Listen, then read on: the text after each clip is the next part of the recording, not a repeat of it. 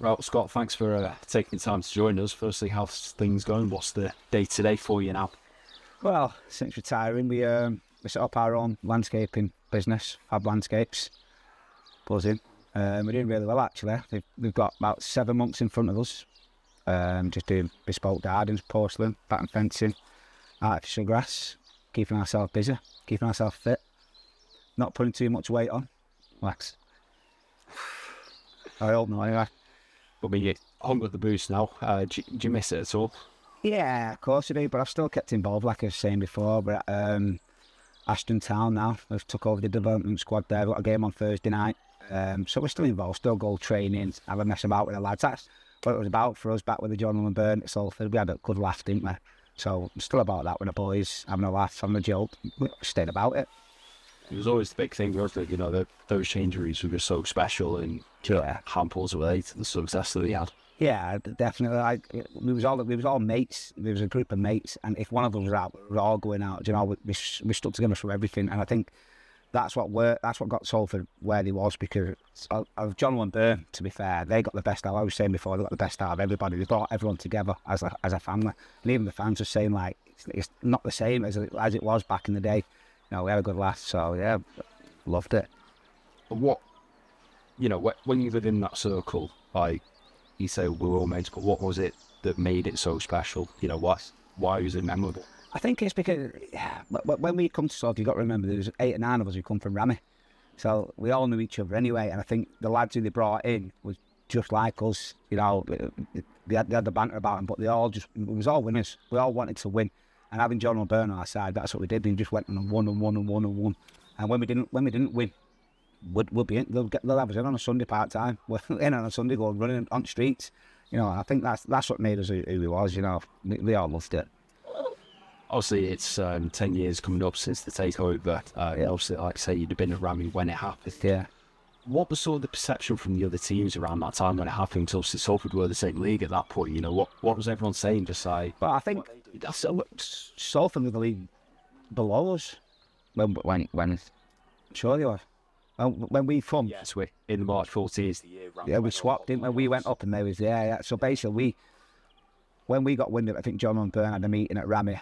He said, "Listen, we've been offered the job at Salford." I was only there for half season, got through the playoffs, and then I think we were about 4th in the league. We were doing well, and they got offered the job, and I just went and shook their hand and said, basically, "Thanks for bringing me through." Blah blah blah. And he said, "What do you mean? You're coming with us?"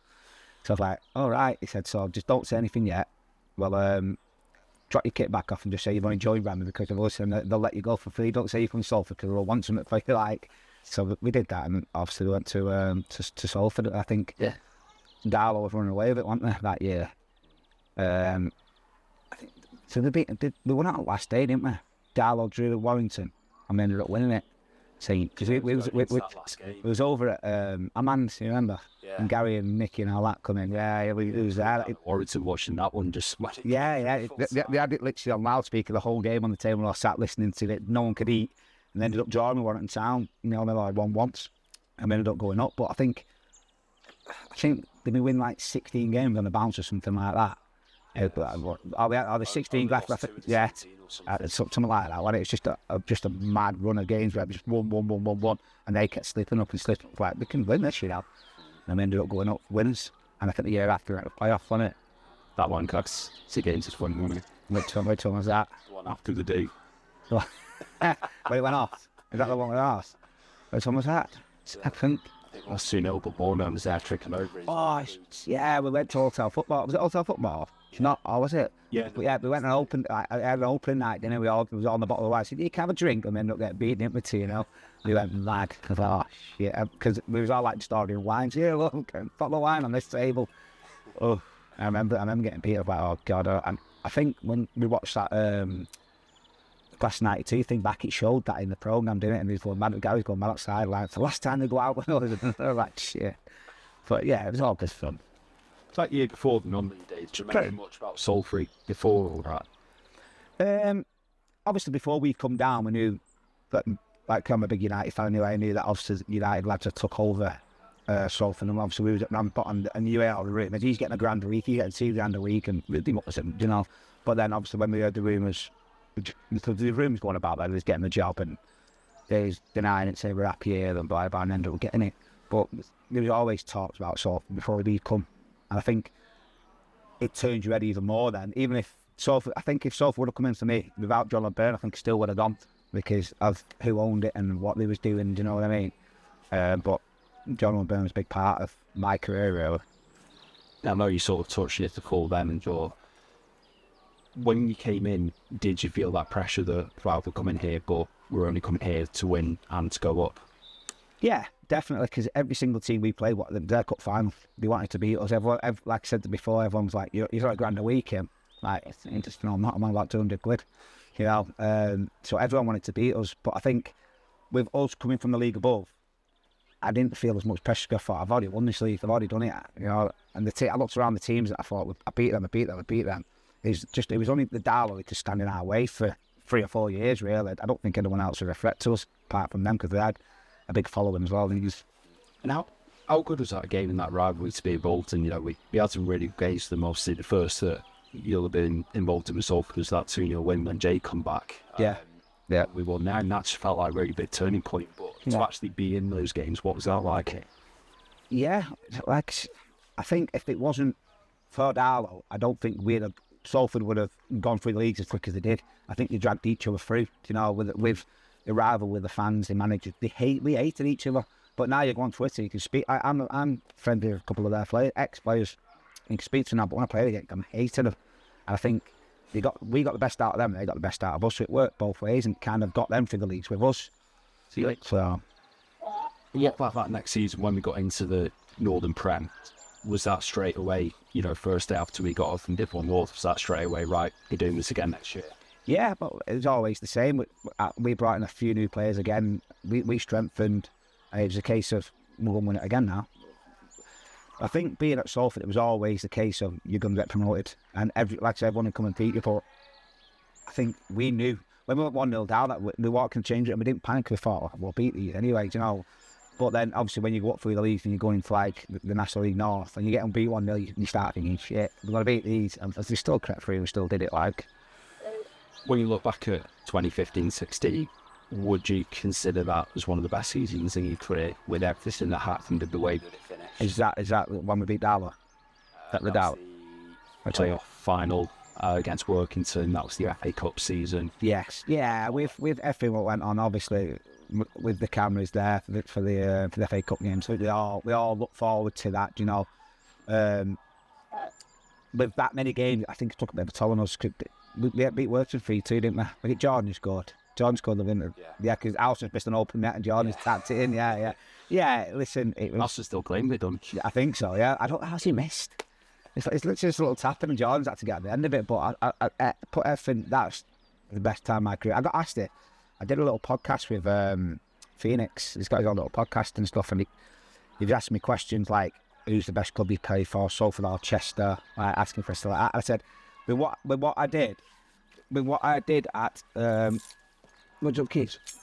What I did at Salford, I won. At Chester, amazing fans, a big following, and the atmosphere was great. But I think I didn't win anything. I got into the playoff once with them in the 2 years I was there. So I said, obviously, being at Salford, winning stuff is the best part of my footballing career. So, just thinking back to the FA Cup, what did that mean to you? And then obviously to get so close, taking a Hartlepool to extra time. Yeah, I think it gave the lads a good buzz, didn't it? I think it brought us together even closer because we really wanted to, we never want to win the FA Cup, but it was just that experience going playing on telly, having that many fans there, you know. I think we took them to extra time, 0-0, didn't we? And I think John Stead, was it John Stead? Oh, no, was it? Yeah, that was it. He went on, they ended up getting beat 2-0 at extra time, but with the chances we had in that game, we lose Hardcastle and Gaz Stopforth, and we had a right team about us, and we should have gone and beat them 2-3-0 comfortably, and we got beat in extra time. The fitness show, they was full time, we wasn't. But I think at the club we did everyone proud. I think we did ourselves proud as well with that FA Cup run we did. Obviously, Hartlepool went on, had Derby. Derby went on, had United. Yes. Would you have taken United in round 4 over any of the promotions that we had? Oof. Tough one, because listen, as a United fan, I'd love to go and play against United at Old Trafford, of course we would, but to say that I've won 3 leagues, I've got 3 promotions with Salford, promotion with Rami, I think I wouldn't change it for the world. I'd rather get the promotion than go on doing that. We're still the joint most decorated Salford player. Yeah, me and he played a lot more games than me, remember. I played a lot. I think I played 130 games, something like that. Was it 120 odd for Salford? Well, I've got the trophy at home. I've got it. I've got the 100 trophy, but I think it's like 120 something games. But to share it with him, he's a great player. I was surprised when they let him go, to be fair. He's smashing it now at Stockport, top of the league, you know. But yeah, it's still nice. Do you know what? I said that to you at this job. I said, I've got Salford coming down filming, blah, blah, blah. I said, I'm the most decorated player, you know. Joint most decorated player at Salford. They're like, yeah. It's like, yeah, I say it all the time to people when I've had a beer. Of the three, have you got a favourite at all? Promotion.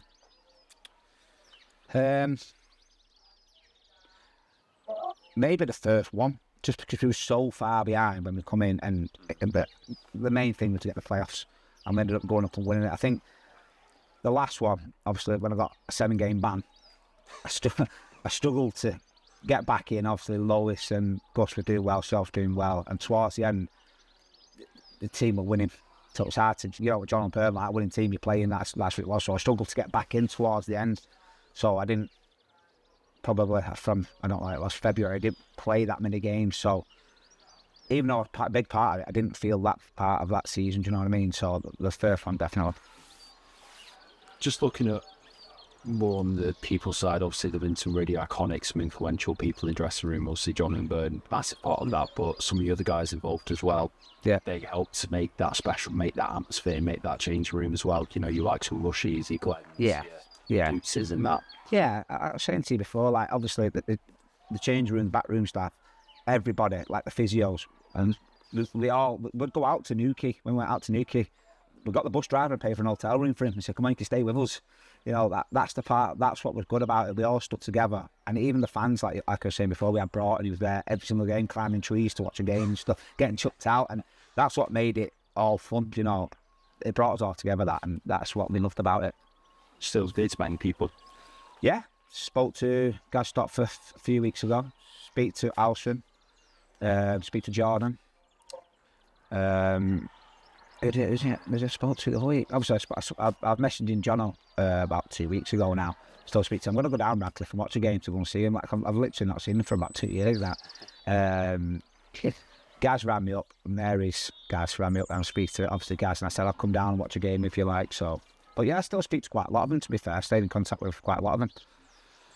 And you mentioned it before. What about players? Because you know you've seen 3-4 years even worth of players come through. Yeah. And you know, seen the likes of Ibby go on. You know, Pidge now near the top of League One. Yeah. And Moss obviously having a very good career as well. So what players stand out from your time? So like you say, there's a lot of players at our time. Ibs went on done well. Notch did well. PGI's done well. I think when you look at the team that we had, and we were playing in the Conference North, them players was always League 2, League 1 players anyway. So they was always going to go and do well. And Ibs coming from the league below us to come into the one playing the top of League 2 now. You know, he was always a class active. He worked hard. He never moaned. He just got on with it, and he was a great lad as well. So, yeah. Another class player for us, Rich Allen. He was one of the boys. He had a good laugh, and he's a phenomenal player as well. And then you had your Seds, your Webbs, who had gone and done it anyway and come back down to play. They had some terrific playing for us. What about the matches that stand out? Obviously, we talked about some of the playoff final, the FA Cup matches, the Dollar games. What the matches do you look back and think, wow, I'm so happy I was part of that? Well, obviously, definitely the FA Cup games, because that was just the experience of that. All them fans just come in and... I'll tell you one game that I hated being part of, though. Getting beat off Darlow. Was it 4-3? Yeah, and they scored that Cartman, scored it last minute, and all the fans were on. I think before the game, Dom Smalley got punched by one of the fans. You remember? It was all kicked off before the game and stuff like that, didn't it? But definitely, it's got to be the FA Cup games, you know. I don't think you can top. Apart from winning the league, you can't top them games, them nights. It's special. I've got all my shirts framed from the FA Cup games at home and stuff. My dad one for his house. Yeah, but there's special nights then. You have more than one shirt in those days. Oh yeah, just about. I think I was just taking up one shirt and she said, I'll have that. I got whose shirt did I get? That day, his shirt. I can't remember. I got someone's shirt. It might have been against North Carolina. I think I got Alan Smith's shirt. I asked for that because obviously he played against us that day, and Roy Carroll. But yeah, it's special times. Obviously, the ground itself was very different for when you came into when you left. How different was it playing in, I suppose, through the leagues and as the club was growing? You know, how much could you feel the growth? Yeah, I think when you see the stadium get knocked down, I was watching the videos back today, actually, funny enough, and I was watching the clip what you made. It just showed like the stadium, like the big block stadium, and the next one just flat, and the next one is some chairs, and the next one it's a full stadium. You could feel the presence coming. You could feel the club getting bigger and bigger and bigger. And then I think we left before, obviously, the changes and all that finished. We were still in cabins at the back. But you could feel it was getting big and bigger and bigger. And right now they're in League Two. So they've got where they want to be. They need to go and take that next step now, don't they? Obviously, 2018 came in. You moved on from us. What was it for you? Was it the right time? Was it? It was John and Burn for me. Obviously, when they moved on, obviously I got a phone call off them saying they was going to Chester. I went and met Graham Alexander, had a coffee with him in Bolton, Costa, and basically he just said, he was truthful, he said, I don't know much about you. He said, but I've watched clips on you. I know that you got an engine. I know that you work hard and everything that I want within a centre midfield player. So he was willing to give me the chance to go and play. But then I seen the place he was signing. I was getting in my ear. And I ended up just saying, because I had a year left in my contract and I could have stayed. But then I just texted Gary and Karen and Phil and just said, thanks for everything, but I want to go with John and Burn. They got me where they are, so I want to show my loyalty to them as well. So I ended up going to Chester. I was captain there for 2 years. Obviously, you've been full-time for a year. How difficult of a decision was that? Yeah, it was massive because obviously with your football wage, your work wage, it's all got combined. You know, and everyone, like I say, everyone thinks you're on big, so it covered my wage and that, but I could have made more working and playing football, you know. So it was a massive step for me to then go pro. I think training every day and stuff like that, it worth me because I've always been semi-pro, amateur. And when I was training every single day, I kind of didn't look forward to Saturday as much, as weird as it sounds, where when I was part-time, I couldn't wait for a Saturday to go and play football. But when I've been every single day, it kind of felt like, oh, it's not really me. I wanted to work. I've always been a grafter, so as you see, look at this fab. So obviously you've gone to Chester. How's your time there? Yeah, like I say, good. But I had my knee operation. Didn't feel like I was the player I was. Obviously, fans expected me to be this starlight signing who's going to score 50 goals a season. I didn't score once in 2 years. I was a tackler, I was a runner, I was hard, and I don't think the fans realised what sort of player they were getting. So I think they expected me to be better at attacking football than I was as a defensive midfielder. But once, always special. Eh? Your goals were always special. Yeah, there's always outside the box, aren't there? But I think once they did get to know me, got to know the kind of person I was, they took me in then, obviously. I was getting messages on Twitter saying, oh, you're Chester's captain, you're not good enough, blah, blah, blah. And then COVID hit, and we got to the playoffs, and Chester are fan owned, so they had no money. So they said, obviously, they can't win the playoffs because the lads want paying, so we can't do it. So I got along with the lads, me and a couple of other lads, and just said, listen, might be our last game together this red hole in the quarter-final playoffs. Might be our last game together. I said, let's go and do it. We've worked hard this season, let's go and play for free. I'm not arsed, we'll go and play for free, and we'll go and do it. We'll beat off I think it was 3-1 in the end, 3-2, I can't remember. But then all the fans messaging me and saying, oh, thanks for playing for the club for free, thanks for getting the lads to do it, and they kind of respected me a little bit then. But that's the type of person I'm not bothered about money. I just wanted to play football with my pals, you know, have a good time. So since then, actually, your career season, but you're looking at another part of the football career. Yeah, like I said, we've gone down Ashton now. Top club, good family club, good people about them. We took over the development squad there. Good bunch of lads, good young players as well, to be fair. Got some good little players. Berry, Mac are in our league. You're doing very well, to be fair. I think we've managed 14 games, maybe lost 3, won the rest, drawn 1. So we're doing all right. So, but yeah, listen, I've enjoyed all my football career. Like I said, I went to Bamber Bridge under Miller, another brilliant manager. I really enjoyed it there as well. But when they say, you know when you know, well, I know. I knew my legend thing, I couldn't believe. So that was kind of the end of me. And then just to I suppose, summarise and bring it back, looking back now, how do you reflect on your time at Salford and what did or does the club mean to you?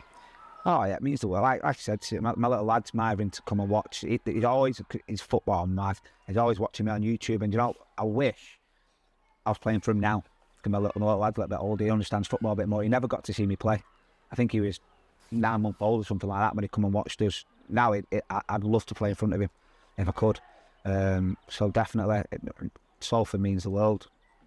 When I watch football, like I say, I'll look out for the dudes anyway. But I can't wait to take him there and come and watch. Let him see where I played and might get him a little Salford kit if he's a good lad. So yeah, I loved it. Brilliant. Thank you. No worries, pal.